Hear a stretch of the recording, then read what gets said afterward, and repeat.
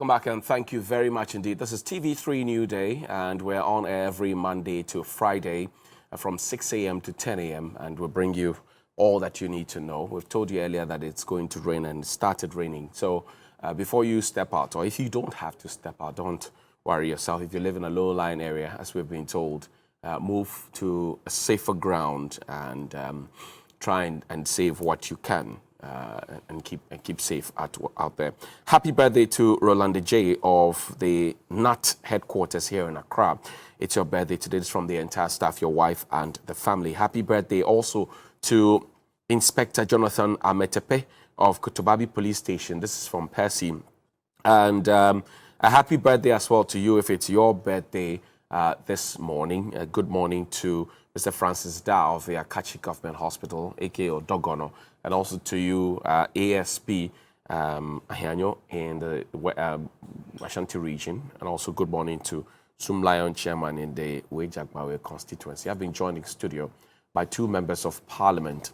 Honorable Sylvester Matthew Tete is the Member of Parliament for the Botiano English Amanfro constituency in the Greater Accra region, and Honorable Sohini Alasan is the Member of Parliament for Tamale North constituency. Gentlemen, welcome. Good morning. How are you doing? Thank you very much.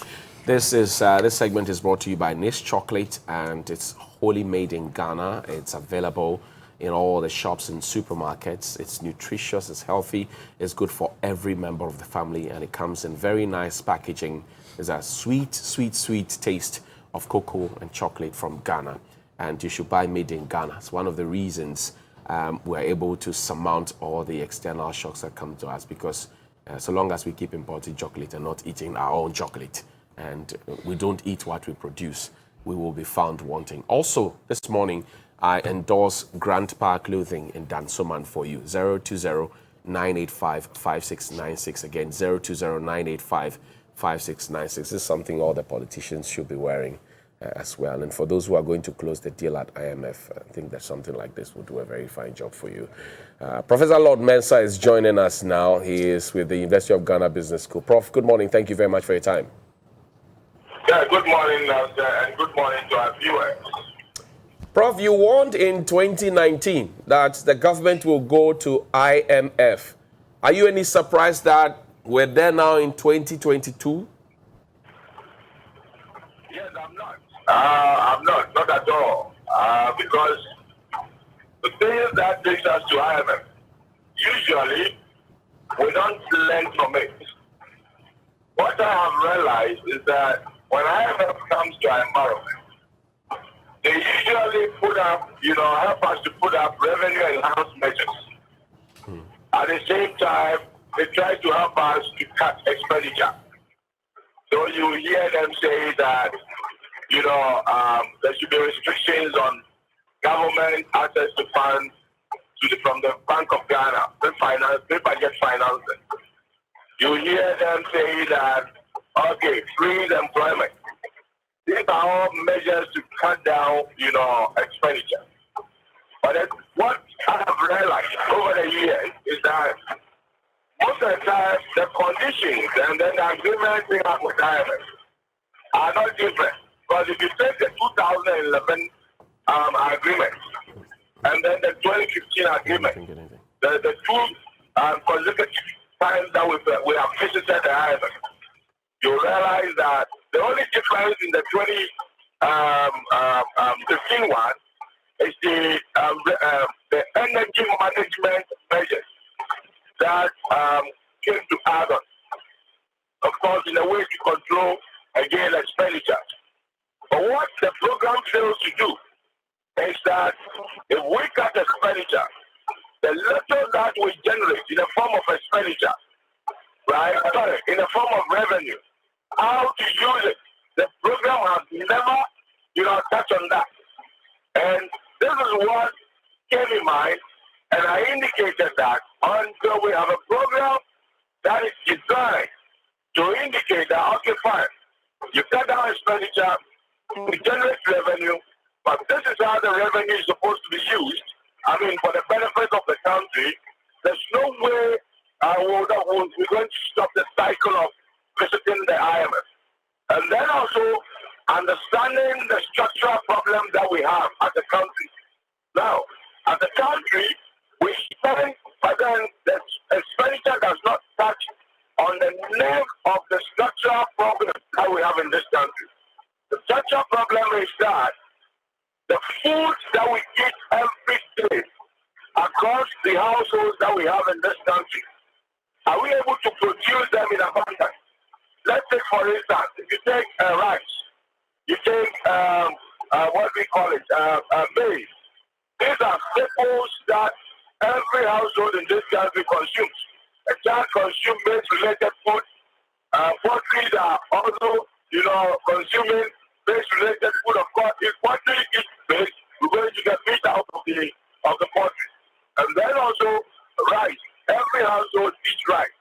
Are we able to run our policies, agriculture policies, to direct purposefully stop producing those exotic foods? Because complementary, if you produce in abundance maize and rice, all those complementary foods will be cheaper in that regard. And for me, we have failed to realize this, kind of what we call it, direction of expenditure.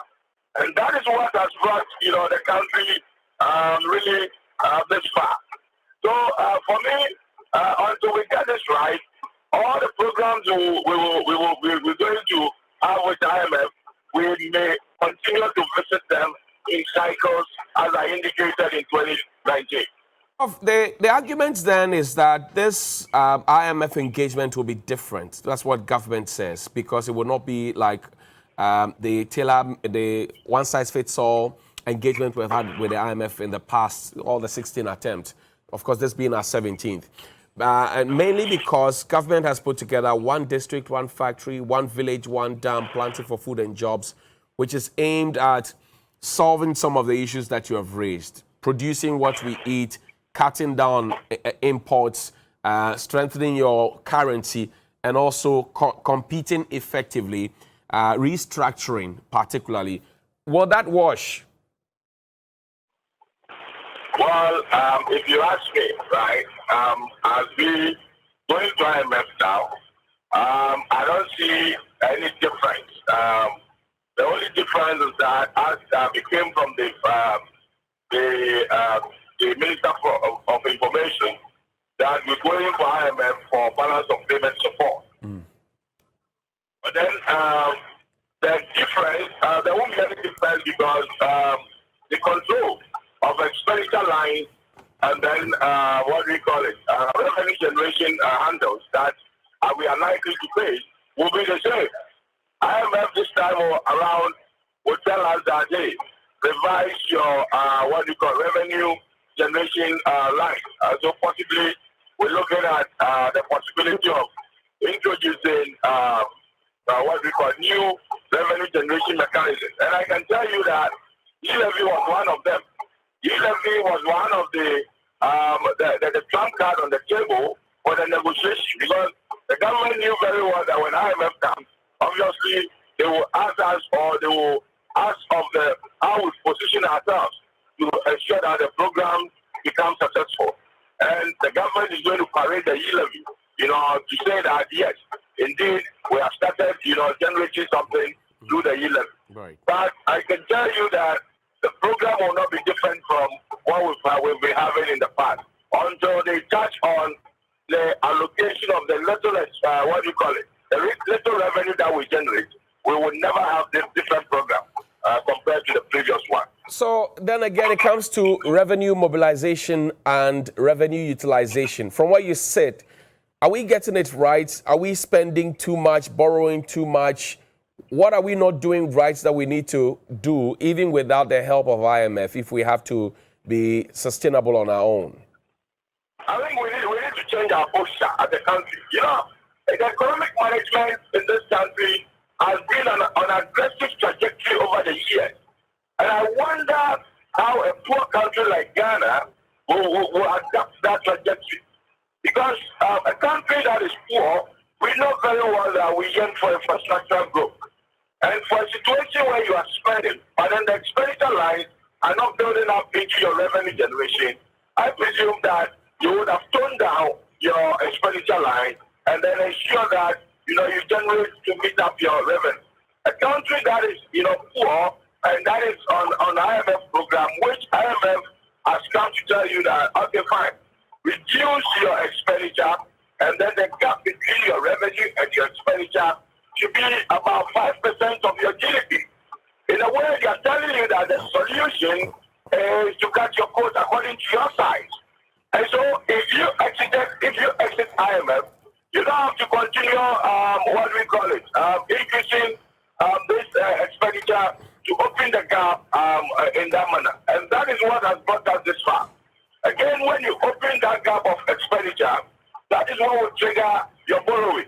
And so I would entreat, the government or the administration to ensure that whatever IMF, direction they give us, we must stick to it.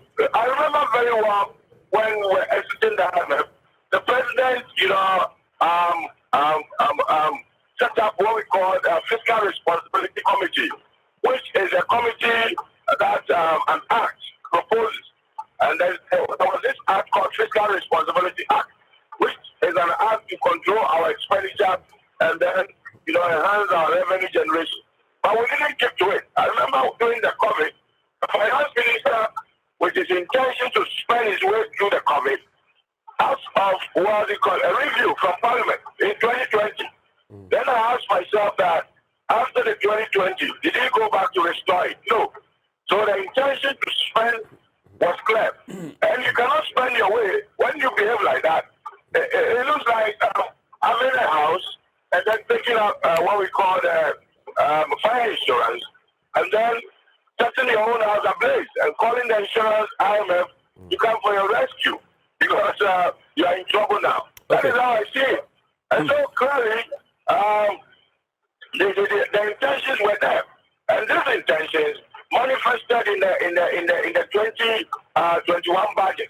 2021 budget, we intended to spend way over 43 billion of what we can generate. But meanwhile, before then, we're doing 13 billion, 7 billion, and all those.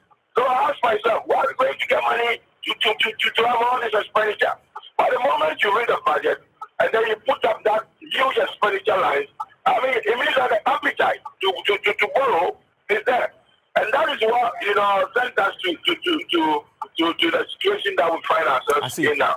Now let's also look at what happened during the what do you call it, the COVID time. The COVID time we knew very well that before the COVID we had our expenditure line as a country. Of course, the expenditures were bloated. But then in the end, if you look at the presence of COVID, instead of us to reduce those expenditure lines to absorb the shocks that COVID comes with, we never did. What we did was that we kept to the expenditure line, and then COVID now came in with its own expenditure, and then we're also going into election, which was 2020.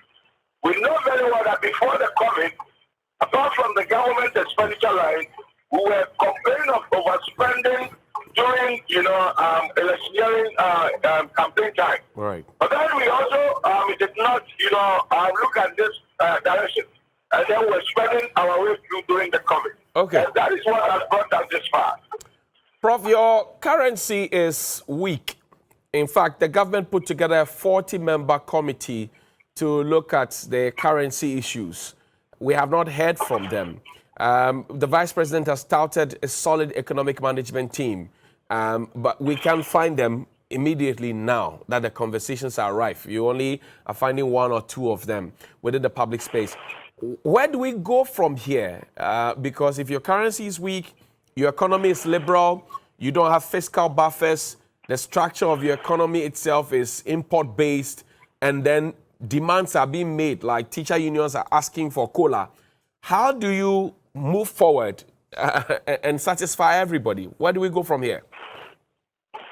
I think the 14-member committee realized that the solution is in the political manifestos that were promised. So the manifestos clearly spelled out what can build up the Ghanaian economy to be self-dependent. Effectively implementing whatever is in the manifestos to the latter.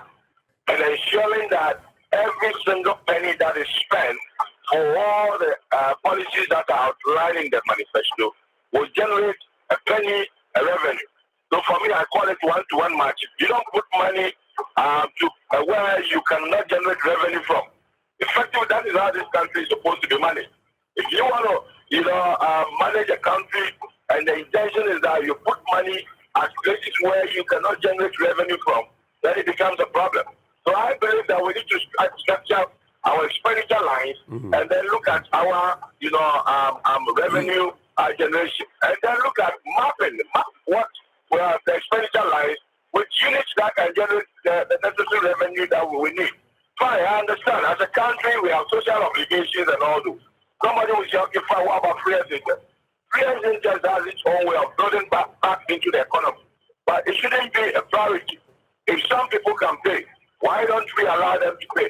So I would say that, yes, indeed, as a country, if we prioritize our expenditure, we should be able to stay afloat and be fine. All right, thank you very much. Professor Lord Mensah here is with the University of Ghana Business School, sharing his knowledge on finance and economy with us this morning on the big issues brought to you by Niche Chocolate. Gentlemen, let me start with you, Sly, on this one. You heard the professor rehashing some of the things I had mentioned earlier. Our appetite for what's foreign is so high. We don't produce what we eat.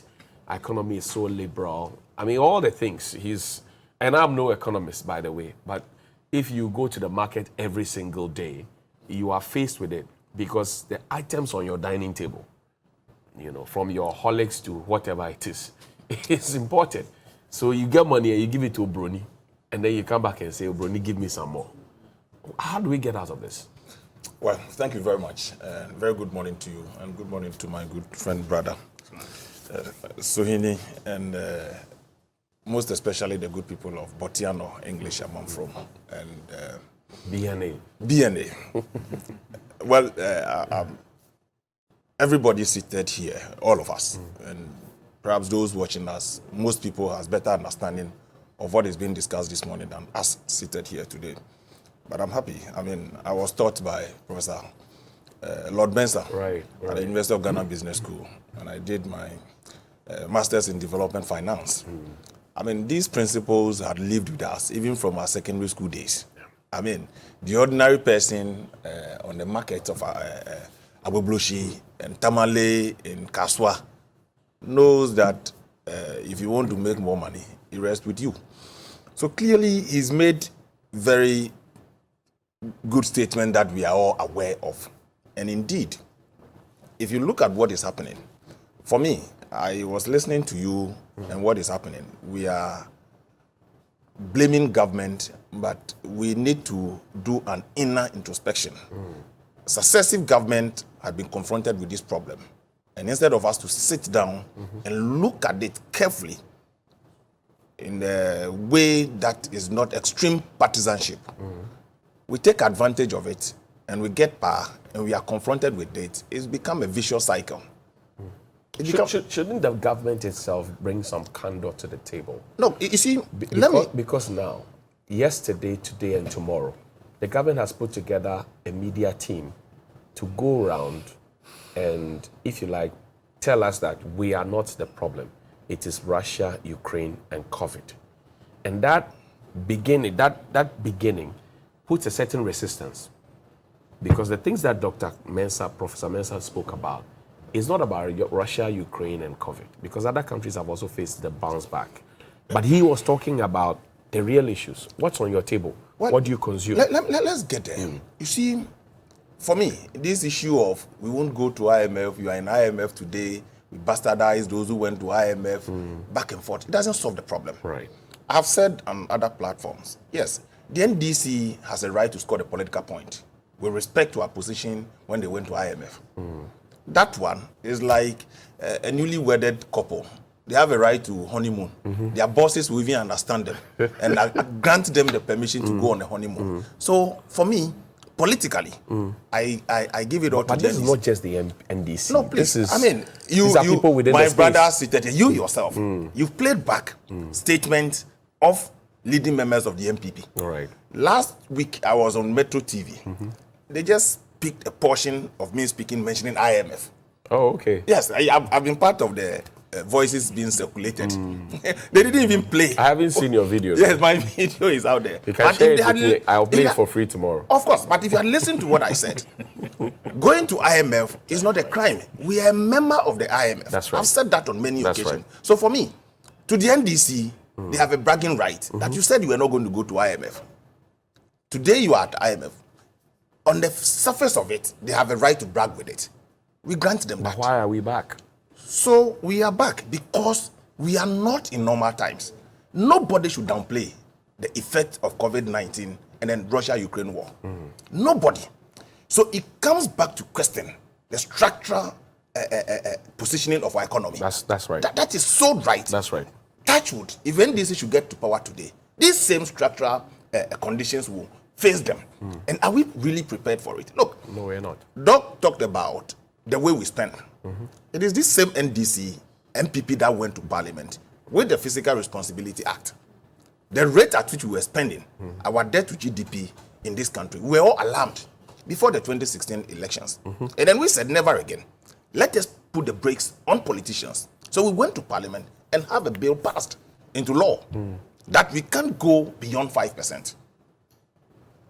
Doc Prof said that, our appetite for spending showed in the why we went to Parliament to have that law suspended. Right. But of course, it is not because of that. COVID, the World Bank, the IMF today, and every other country, COVID has brought a new regime of expenditure that nobody can run away with it. We were doing very well before the COVID. Of course, the doing well obviously may not be the best, but it wouldn't have been this worse. We wouldn't have gone to Parliament but for COVID. Today, you look at the expenditures we made during COVID 2019 to 2021. Look at the global supply chain. Look at productivity globally. Has ceased. Borders were closed for a whole year. So obviously it will affect your line of expenditure. Then it comes back to what are you doing in the face of this? Prof says, should this continue for the next decade? Prof says, look, for example, you took this Fiscal Responsibility Act to Parliament. Yes. Everybody applauded you. COVID came, you took it off. It's been 2 years after 2020. You have not reinstated that law. Are you saying we are done with COVID and the ravaging effect of COVID is gone? People are back working. We have Russia-Ukraine war that is affecting economies globally.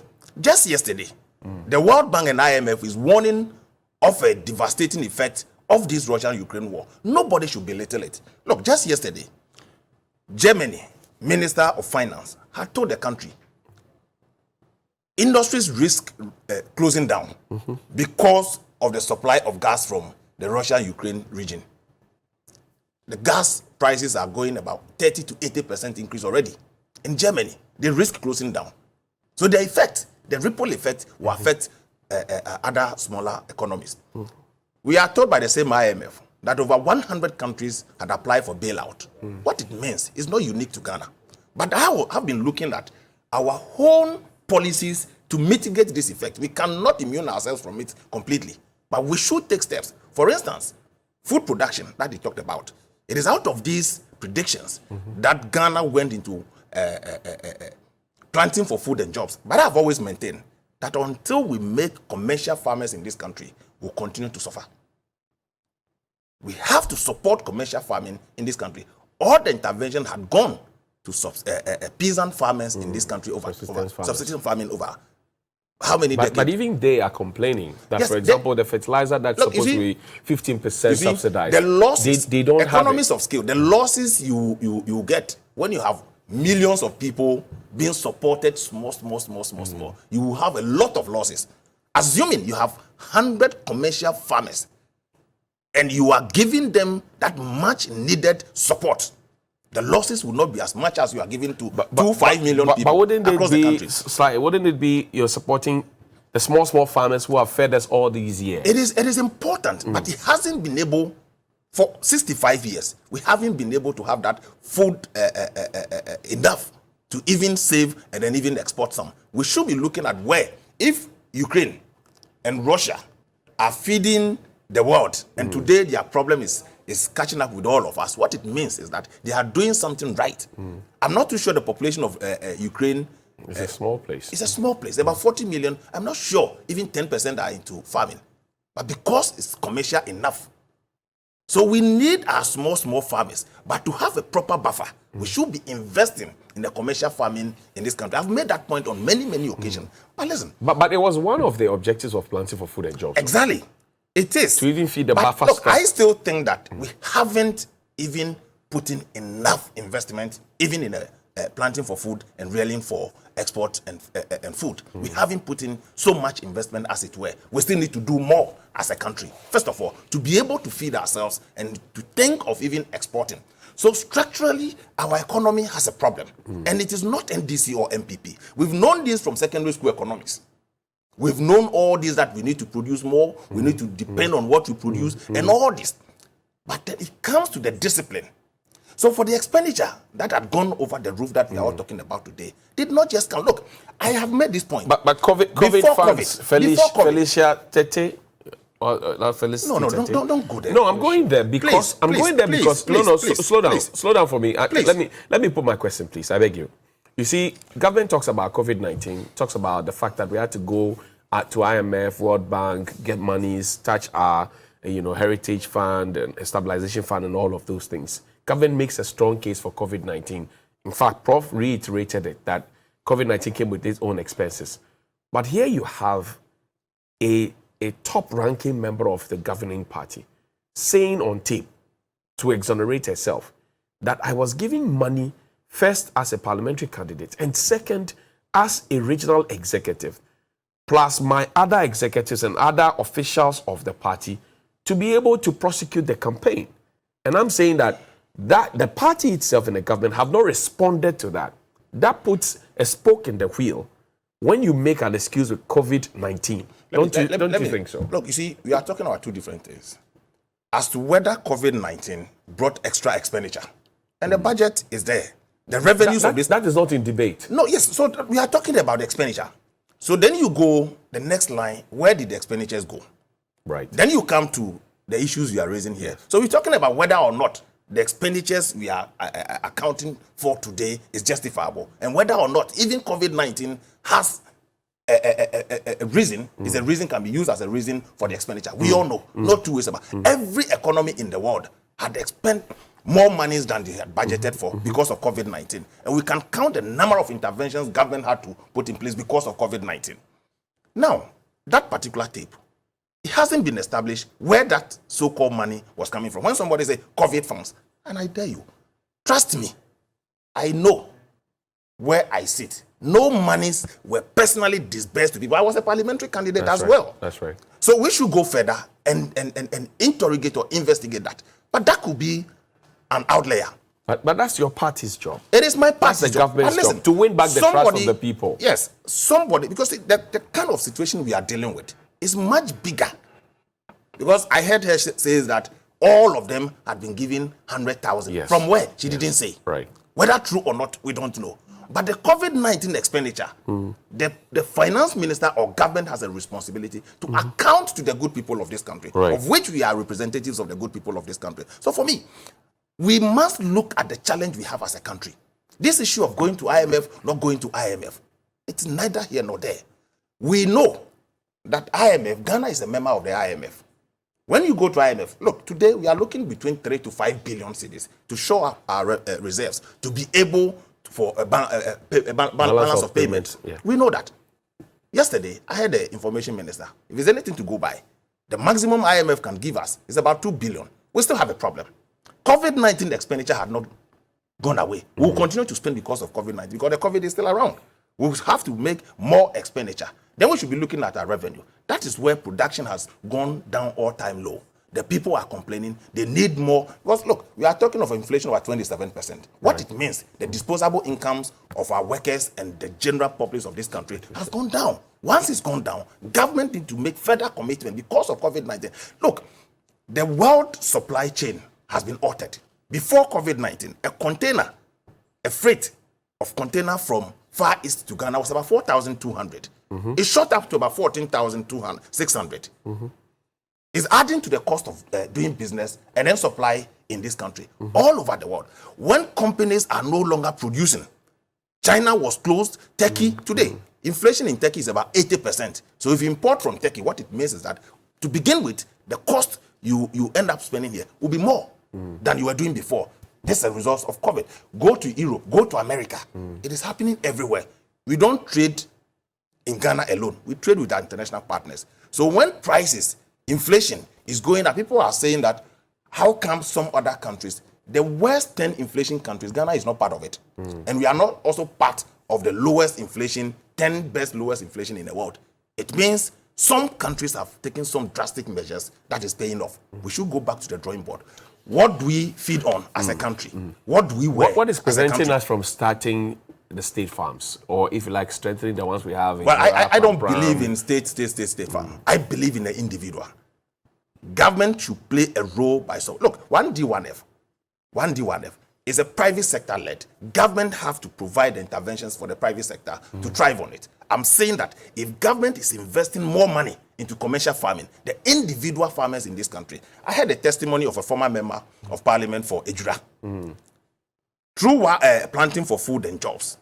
The testimony of the former member of parliament about the intervention government gave and how his farm is doing today. I believe that when we go that way, we should be aiming, but it is not when you have a problem. Government had a program, planting for food and jobs. You will have questions with it. One district, one factory, one village, one dam. All these are geared towards the sustainability we were looking for. We're told but that it came with those problems. things will be interconnected. It should be. You know, that's what we're trust told. me, you wouldn't have all these things coming on board. You will not get the full benefit within a year or two. It will take time. Well, it's been 6 years now. Look, so we trust should me. be reaping the benefits. Trust me. But Your for, buffer stock is empty. it would have been worse. It would have been worse, but for that little intervention. But I'm saying that we should go beyond that. Okay. We should all look at it and make categorical calculations and then allocation for those specific sectors of our economy. Is government at its wit's end? It is not. Government is not? No, it is. So why are we going to the IMF then? No, but we can't say that just don't go to IMF because you are doing your best. We have a challenge as a country. When you go to IMF today, it is not the end. You will still have to come back to the drawing board and do these interventions we are doing. But IMF will just tell you to be disciplined. As of discipline, the big brother will be breathing down your neck. We have been disciplined until COVID came. Bigger economies have been disciplined. Your debt to GDP before COVID in 2019 was 62.69. But if we are at 62.9 today, we won't be crying as much as we are crying today. But 62.69 is still dangerous. It is still dangerous, but it's better than where we are today. That's the point I'm trying to make. It's better than where we are today. The COVID-19, Russia, Ukraine, well, look, today, all things being equal, if your expenditure for the year is, say, $1 billion, and the prices of commodities and services around the world has quadrupled, it affects the expenditures you make here. So for me, this argument made by the learned professor, I believe that they are cogent. We are all aware. The NDC today, if assuming they are in power today, what will be the solution? We will still be discussing these issues we are discussing today. They will say all the theories. Practically, they have been in power. But you are in power now. We are in power. So now what is your solution? The solution is that we have an emergency. We have to deal with the emergency. But it will not stop government from implementing the programs we are implementing. The one district, one factory will continue to implement them so that we produce what we eat, what we wear in this country. We will continue to invest in agriculture. I have said the investment in agriculture is still low. Okay. We should do more investment in agriculture. I hear you. The expenditures we are talking about. Yes. If you ask them, let's wrap up. what are the lines that should be cut? Government has already indicated that we are cutting down expenditure by 30%. Which areas is affecting? It's affecting infrastructure. Our debt, payment, interest payment today, if you look at the quantum of monies we are using to pay service our debt, it's so astronomical. That is why we are saying that we should pull down the brakes on borrowing. When we brought e-levy, what happened? People fought against it. Now people are not paying the e-levy. E-levy is almost tax avoidance is not illegal. Tax evasion is. Of course. So but if people don't see reason to pay the taxes. If people made a conscious effort to educate people to avoid taxes in this country, we are not doing ourselves. But you see, it has its own cost. But then it has its own cost. But then, that's why the avoidance has its own cost. That's why I asked. Tax mobilization. Yes. Is it works with tax utilization? How have you utilized the taxes? Flying in private jets? Oh no, please don't go there. But I'll go there. If you say you're flying, using my money to fly, are you saying the president traveling should not be on a flight? The president traveled commercially. Did it change the impact of what he went to do abroad? The security of the president today, if the president is going to 3 European countries where they don't have the president, you don't expect the president to fly in a No, I asked you a question. You have not answered. The president flight commercial once. I can remember. When? Oh, not to Dubai. Right. It is because what changed? Did that change the impact? The president was going to Dubai and back to Accra. Right. The Emirates has a first-class cabin to fit the status of a president and the security. When the president is going to Europe to do 3-4 European tours, that service is not available. And the only that service and is the not only available. Option is the most expensive plane. It is not the most expensive. It is not. It is not. So why can't you account for it? Accounting for what? It is not the most expensive. You are spending what the makes people's it the money. But who say we are not accounting for it? The budget lines of this country, every penny is accounted for. If the president is going to Dubai, where he has that service, the president will opt for the commercial flight. But if the president, look, last week or 2 weeks ago, he was in Brussels. He had to come to Rwanda. He had to go to 3 different places. Can you imagine the president at the airport trying to catch a commercial flight? I hear you. To do that? I hear you. Former president had also traveled on. That is not the only problem we have as a country. They will zero in that the president is flying private jet. People on the streets are asking that, by the way. Nobody will ask that, but it is our responsibility to also explain the risk associated with the president flying the commercial flight you want him to fly. We hear you. Sohini, good morning. Yeah, Johnny, good morning. Good morning. You had a prof and Sly. Brother, and then also good morning to our viewers. And he makes a strong point about us investing to create a buoyant economy. You know, eat what you grow what you eat, what you wear. What do you say? You can't disagree with that. And I also agree with many of the points that Prof. Lloyd, has made over the years about the structure of our economy and the need for us to dismantle some of the rigidities that have worked against our budgets and our projections over the years. The only disappointment is that those were the structures that the current president promised to dismantle. You remember his Goggisberg economic speech? I mean, so that's the only disappointment, that he identified it and said that was going to be his main focus, dismantling the Goggisberg economic structure. And so when today, after 6 years, his communicators, his ministers, still lament about, the Goggisberg economic structure and the rigidities that it, imposes. It's a mark of failure. It's just the evidence of how, the president has failed. But let's look at, let's try to have a very patriotic conversation this morning as far as our economy is concerned. Johnny, you see, when I was listening to Prof, he made the point about the 2 things that the IMF will always look out for. Right. Increase in revenue and cut in expenditure. Right. Now, his view is that there's a 3rd element missing, and that is utilization of the savings. That's right.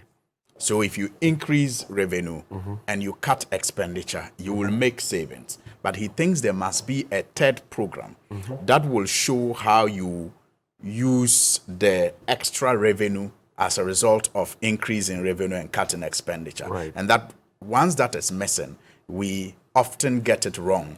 And that is why or how come we have this bust and, boom. I mean, we get it right, and then we get it wrong. Spend all the money, we waste it. Exactly. We always slip after we find our footing. But don't our economists know? They know this. Yeah, so let's look at, but I will to some extent disagree with that. I don't think I don't think it should be the responsibility of the IMF. I think it should be the responsibility of our state agencies. And I'll show examples of how, for example, the previous government tried to answer that question of what do you do with the savings that you make, as a result of increase in revenue and then cut in expenditure. It is the reason why I have always said that this government, when it came into power in 2017, behaved like that rich child that inherited, wealth from the parents without understanding the hard work that went into the creation of that wealth. And so went into town partying and having fun with Kenke and Wache, only to realize that, hey, I am finishing the savings that my parents left me. But unfortunately, I did not also take my time to learn, the ways that they used to accumulate and hand over to me. So in the last IMF, situation, you had a number of factors. So you had single spine that the government thought was going to be revenue neutral when it implemented. And unfortunately, it led to a situation where the president, President Mahama, had to get Ghanaians to confront the problem of, it not being revenue neutral and almost taking over 60% of the revenue that we were generating. And that's where he made that infamous speech of we had eaten, to the bones. Because, yes, we had eaten because the single spine led to double demands on the increases in salaries, and sometimes 100% increases in salaries. So, and if it led to a situation where government revenue, all the government revenue was used for that, he was right when he said we had eaten to the bone, because it was the public worker who was eating it to the bone. But the workers had ended. But you see, the propaganda around it, yes, they had ended. But the propaganda around it was as if the government and his appointees had eaten to the bone. But he had made the point that, look, single spine, we thought it was going to be revenue neutral. Unfortunately, it is not. And we are now using over 60% of the revenue to pay single spine. So we have eaten to the bone. So it's time for us to sit down and see how we can add more flesh onto the bone. Then you also had, for the, not the first time, but for the for that period, fall, the decline in world, economic meltdown, export prices. Cocoa went down unpredictably. Gold prices went down. In fact, oil went down below $50 dollars per barrel when we had projected 80 per barrel. So the budget was thrown out of gear. Then, worst of all, you had the Dumso, which again was not brought from Bali by President Mahama, because you see, under President Kufuor, we had Dumso. Even under President Rawlings, we had Dumso. But yours was aggravated. Exactly the point I'm making. When we had it under President Rawlings, the experts say, do something or it will get worse. Then we had it under President Kufuor. The experts said, do something before it gets worse. Then we had it under Mills. The experts continued, if you don't do something, it will get worse. And it did get worse, unfortunately, under President Mahama, who decided, fortunately for us, not to pass the buck, not to, manage it like President Kufuor did with toy machines, we're told by Ureku Brobe, but to deal with it structurally. There were three issues the experts spoke about. You had the financing bit of the energy sector that was a problem. Then, and that is what led to banks, toxic, debts on banks' books. So you had a financial issue to deal with. You had a fuel issue to deal with. You remember the West African gas pipeline those days and how when it went down. And these were the global trends that President Mahama used to speak about and say, look, we don't have control over the West African gas pipeline. So when it breaks and when we don't get gas to power our plants, we are going to have them. So, and Dr. Baumia will say, hey, and then the cocoa prices went down, the crude prices went down. So bottom line is what? You managed it well. No. You see, it's not about who managed it well. I want us to look at... Because the NPP has said that their approach to the IMF is different from your approach. That is why I'm building. That is why it's very necessary for me to build these points to where we are today. I talked about the first... I started with, the last time we were at the IMF, the reasons why, our economy was so battered and that we had to go to that point, to get to the point where we had to engage the IMF. So I mean, you had those situations, and so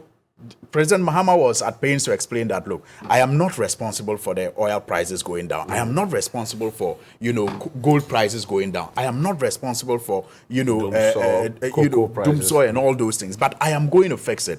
I remember at the time, Dr. Baumia will tell you, I think you played it yesterday, that, look, how come the global impact it's not being felt in neighboring countries. It skips all those countries and come to Ghana. Yeah, I mean, today you can say the same thing. I mean, the IMF, the World Bank just left Ivory Coast, I think only 2 days ago, in the Article 4 engagements with Ivory Coast. In fact, they have indicated that Ivory Coast economy in the medium term is robust.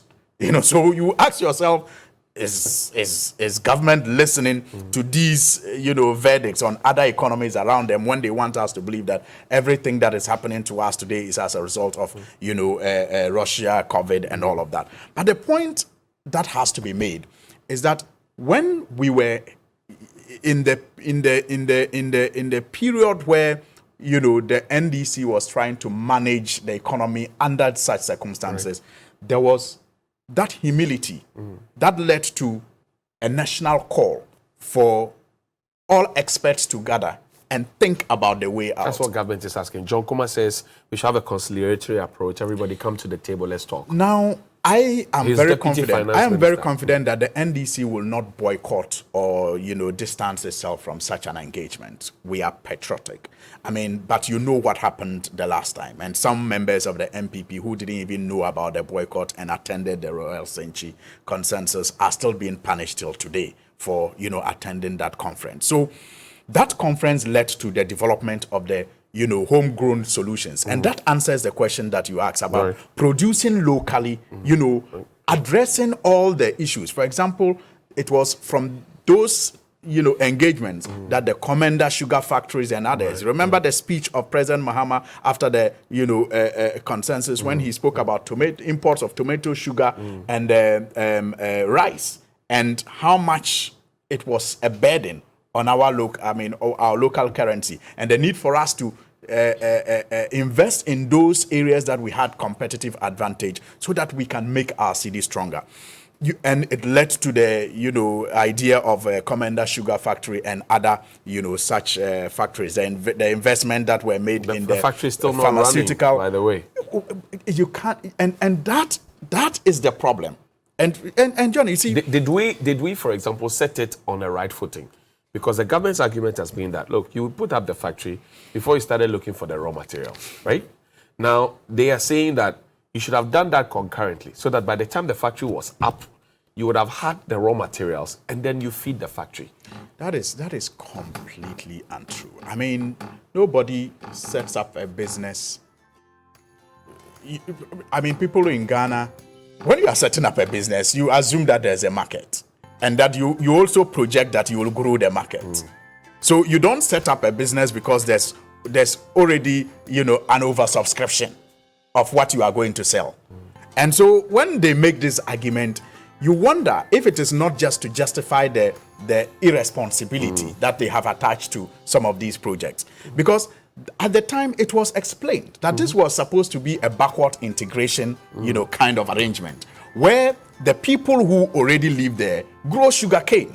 So take advantage of the people who grow sugarcane whilst the factory also grows its own, a sugarcane plantation. And indeed, money was already even secured for that plantation to be established. So if you took over and you were a serious government that intended to invest in one district, one factory so that we can grow things in this country, feed our markets and feed ourselves. If that was really, the intention, and it was not just politics, like the stress of the economy has exposed, that if we had one district, one factory working well, maybe our currency and our situation wouldn't be that bad. How have you supported the government in getting these things done? Because we're supposed to be working together. You're in Parliament. You sit around the table, you see the loan agreements, you see the grants, you discuss. How have you supported the government to get these things up and running? How haven't we? I mean, as a minority in Parliament, I mean, I could list the number of successes we have chalked. Sometimes the wisdom of the arguments we make, come to them belatedly. But we remain humble enough to say that if they had listened to us on many issues, they would not have brought us to where we are today. And you see, it is that simple. When you compare, the period of the NDC's engagement with the IMF, this was 2015, 2016 when it almost got out of hand. The NDC, like I was making the point, had drafted the homegrown solutions, but needed credibility, policy credibility to implement it, because we had been so battered by, civil society organizations and, the market didn't have confidence in the assurances of government to do things differently. And so you needed that big brother that you spoke of to give it some guarantee of, and to give some guarantee to the investors that this will indeed be followed through and be implemented. And so we engage them at that point. Now, our problem today is that through that engagement and through the implementation of some of the homegrown solutions that came out of Royal Senchi, our economy started doing very well. And by 2016, every indication showed that our economy was on the rise. In fact, the experts predicted that as a result of the work that had been done, our GDP growth for 2017 was going to be about 9%. I mean, everything was, the inflation rate was coming down, interest rates were coming down. Everything showed that the economy was beginning to, stabilize. Thank you. Unfortunately, they came into office, like I said. But, Johnny, a very important point I have to make. I haven't really had so much time this morning. No, I don't think so. I don't think so. You started at 48. This is 8. I started at 51. I was checking. I started at 51. 48. I sat here for 51 minutes and just listening to others speak. I started at 51. So please be kind to me this morning. So the point I don't want to forget as I wrap up is that, look, even as we grew the economy after the challenges, President Mahama and his economic management team anticipated that things can still get out of hand one day. Because some of the, reasons why we were in the situation that we were in were out of the control of the local managers of the economy. And so they started creating buffers, such as the stabilization fund. Fiscal buffers. Fiscal buffers that will ensure that if ever a government in future is hit by global, trends that it has no control over, those buffers can insulate the nation, from the impact of those global trends. Okay. And that is why, for example, Johnny, when COVID hit, our first source of funding to deal with it came from where? The stabilization fund.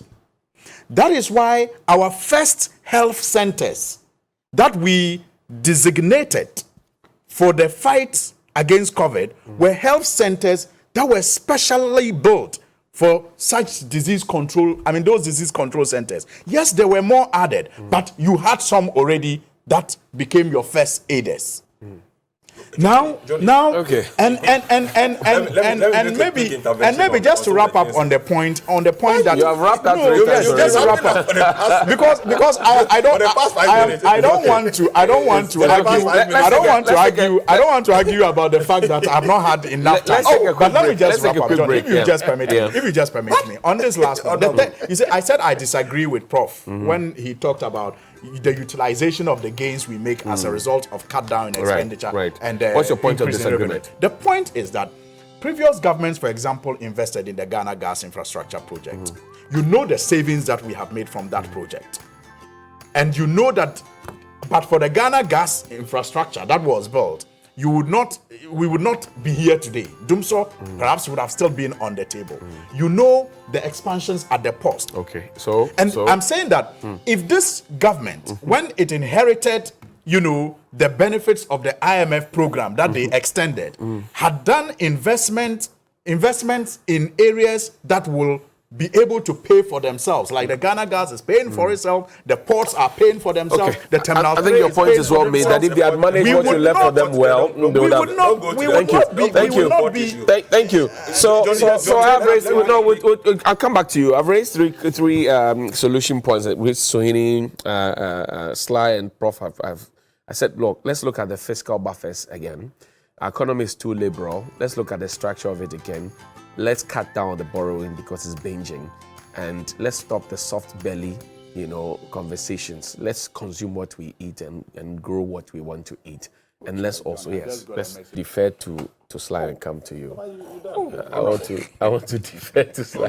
Tony, this morning, maybe last night, it looks like I didn't sleep at the right place because you had so much time. We'll talk about the floods. I quickly want us to wrap up. So maybe I should just wrap up. Yes.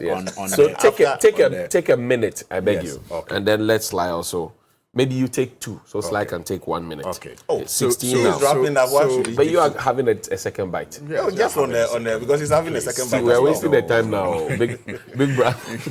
You see, Johnny, so, the point that has to be made is not about the NDC, enjoying the bragging rights because the NPP has also taken us to the IMF. This whole situation where we mismanage our economy or we show ignorance about how to deal with things to a point where we have to get the IMF to supervise us. It's not just politics. It's not just about bragging rights. It hurts businesses. It hurts lives. It also hurts the integrity of the nation. The spirit of the nation is affected by it. And that is why I agree with your point about candor. There's a need for, people in authority to look beyond just the ballots and whether they are winning it or they are losing it, and deal with the negative impacts of some of the decisions that they make. Johnny, for example, if it was not just politics, but we meant to implement policies such as 1D, 1F, would we be in the situation today where we will still be talking about import substitution? Because all the factories would have been producing the things that we require. But if we say it because it sounds politically correct, like promising the people of Central Region an airport and forgetting about it, it's not the way to go. And it's not the right kind of leadership. So I am saying that the leadership of the nation first and foremost must come to the table with a lot of candor. Okay. If you had a government benefiting from the arrangements that had been put in place, extending even the relationship with the IMF and benefiting from it, posting very good growth and good indicators. Remember, our troubles started after 2019 and the records are there. Even before COVID hit, our numbers started wobbling. So you say the government and that is why I am saying that they were not honest about their level of competence, first of all. They overhyped themselves, and you must give it to them. In fact, they can sell you winter clothing, in summer. And these guys are very good at that. And that is what they did to perfection. So they overhyped their competence. Then, when given the job, they were not humble enough to pick it from where, it was left off. They went to town, like I said, like that rich child. Like that rich child that inherited so much from the parents and just decided that the best way to go on was to organize parties and celebrate the wealth that had been handed over. I'm trying to restrain myself not to go into extreme partisanship. Then do so. But you see, my brother has been inviting me really, to be extreme partisan about this. You don't accept every invitation. Yes, you see, so the invitation is inviting me to go extreme partisanship. Don't take the invitation. Yes, but guide him so that we stay on course, that we don't do That's why I'm extreme giving you the partisanship. microphone. You see, but you allow him to go partisanship. Please, all the things he talked about, Johnny, quantify the reasons he gave for the abysmal performance leading to them going to IMF, the World Economic Outlook and all that, cannot be compared to the ravaging effect of COVID and the current Russia-Ukraine war.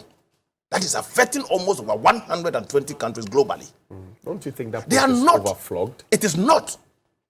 It is not. Tell me one economy. I'm saying that today, Turkey, an industrialized country like Turkey, having inflation over 80%. Go to the United States, inflation recorded highest in the last 40 years. You go to UK. Which economies again are you comparing with? So clearly, Ivory Coast. The situation.